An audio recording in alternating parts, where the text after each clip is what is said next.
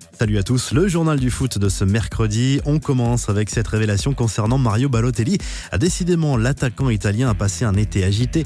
En plus de son transfert manqué à Marseille, le buteur niçois serait revenu avec 12 kilos de trop et pesait 100 kilos à son retour à l'entraînement avec les Aiglons, selon une confidence d'un membre du club.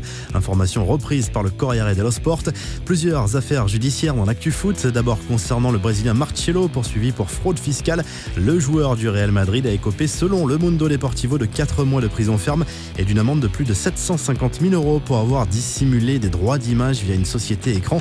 Marcelo va négocier maintenant avec le fisc pour payer une plus grosse amende et ainsi éviter la prison. Hugo Lloris, lui, est passé ce matin devant le tribunal de Westminster. Fin août, il avait été contrôlé positif lors d'un contrôle d'alcoolémie au volant de sa voiture à Londres. Mounir El Haddadi se souviendra longtemps de cette soirée en discothèque. Selon le Mundo Deportivo, le joueur du FC Barcelone a fêté son dernier anniversaire en boîte de nuit à Madrid et aurait refusé de payer une note de 16 000 € présentée en fin de soirée. Il a fallu l'intervention de la police pour calmer le joueur et les propriétaires de la boîte de nuit, et le joueur du Barça a finalement payé l'addition. De retour plus rapide que prévu, Laurent Koscielny poursuit sa convalescence avec Arsenal et il va mieux. La victime d'une rupture d'un tendon d'Achille en mai dernier, le défenseur central français pourrait retrouver la compétition plus tôt que prévu.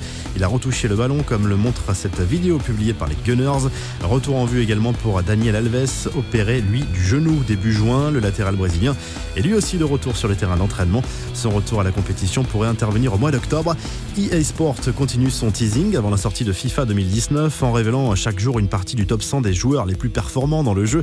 Entre la 11e et la 20e place, on retrouve Antoine Griezmann, 18e avec une note globale de 89, comme N'Golo Kanté, 16e, ou encore Harry Kane et Sergio Agüero. On retrouve également Lewandowski et 3 gardiens dont Neuer et Courtois, de la 11e à la 20e place.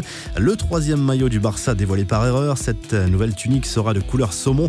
Le club a commis une petite bourde dans la nuit de mardi à mercredi en dévoilant des photos de ce nouveau maillot sur Twitter avant de les supprimer rapidement. Et puis la revue de presse, le quotidien L'équipe consacre sa une au patron du fonds d'investissement américain JACP, futur acquéreur des Girondins de Bordeaux. Ce dernier revient notamment sur l'échec de la piste Thierry Henry. En Espagne, à l'image de Marca et du Mundo Deportivo, on multiplie les superlatifs après le carton de la Roja contre la Croatie 6-0. En Italie, le Corriere dello Sport évoque la révolution Agnelli.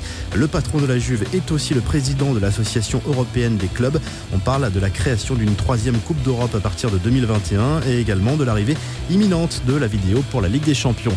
Vous retrouvez toute l'actu foot sur topmercato.com et à demain pour un nouveau journal du foot.